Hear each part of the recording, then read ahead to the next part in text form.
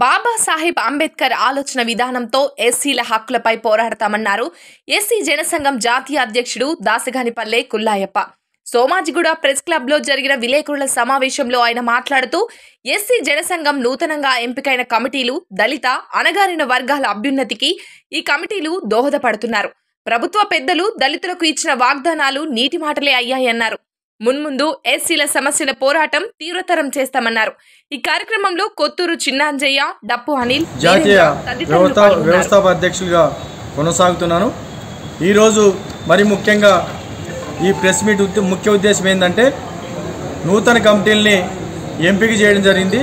అందులో జాతీయ ఉపాధ్యక్షులుగా కొత్తూరు చిన్నాంజయ్య గారిని ఈ సందర్భంగా ఎంపిక చేయడం జరిగింది. నేటి నుండి ఎస్సీ సమస్యలపైన అనునిత్యం ఎస్సీ జనసంఘం గ్రామాన కూడా పనిచేయడానికి నిర్ణయం తీసుకుంది. అదేవిధంగా ఎస్సీ, ఎస్టీ, బీసీ, మైనార్టీ వర్గాల పట్ల ఈ ప్రభుత్వ వైఖరిని ఖచ్చితంగా రానున్న రోజుల్లో ఖచ్చితంగా ఎండగడతాం. ఎందుకంటే ప్రతి అంశంలోనూ ప్రతి విషయంలోనూ ఖచ్చితంగా కేసీఆర్ ప్రభుత్వం తీవ్రంగా అన్యాయం చేస్తూనే వస్తుంది. ఒక పక్క చూస్తే 3 ఎకరాల భూ పంపిణీ, మరో పక్క చూస్తే ఏదైతే సంక్షేమ పథకాలపైన తీవ్రమైన అన్యాయం చేస్తూనే ఉంది. ఇప్పటి వరకు సంక్షేమ పథకాలు కానీ 3 ఎకరాల భూ పంపిణీ కానీ ఏ ఒక్క అంగుళాన్నే కానీ కదిలించిన పాపన ఈ ప్రభుత్వానికి పోకపోవడం. అదేవిధంగా ఎస్సీ జనసంఘం తరఫున రానున్న రోజుల్లో ఎస్సీ, ఎస్టీ, బీసీ, మైనార్టీ వర్గాలను కూడా మరింత బలోపేతం చేస్తూ చైతన్యం చేస్తూ ఖచ్చితంగా ఎస్సీ జనసంఘం కొట్లాడడానికి నిర్ణయం చేసుకుంది. అదేవిధంగా జాతి ప్రయోజనాల కోసం ఎవరినైనా ఎదిరిస్తాం, ఎందాకైనా వెళ్తాం, ఖచ్చితంగా జాతి కోసం ఎందాకైనా సిద్ధమే అని చెప్పి ఎస్సీ జనసంఘం నిర్ణయం తీసుకుంది.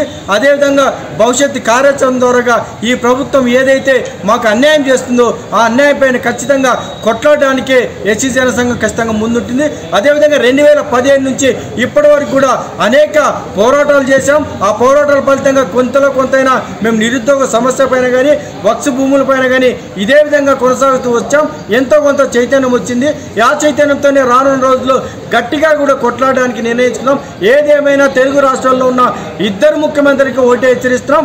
భవిష్యత్తు కార్యాచరణ ద్వారా ఎస్సీలంతా ఏకమైపోయి తిరుగుబాటు ఉద్యమాన్ని తీసుకొచ్చే లోపే ఏవైతే మాకు రావాల్సిన న్యాయబద్ధంగా రావాల్సిన హక్కుల ద్వారా సంక్రమించిన ఏవైతే పథకాలు ఉంటాయో ఆ పథకాలని పూర్తి స్థాయి ఇంప్లిమెంట్ చేస్తే రానున్న రోజుల్లో మీరు ఉండగలుగుతారు.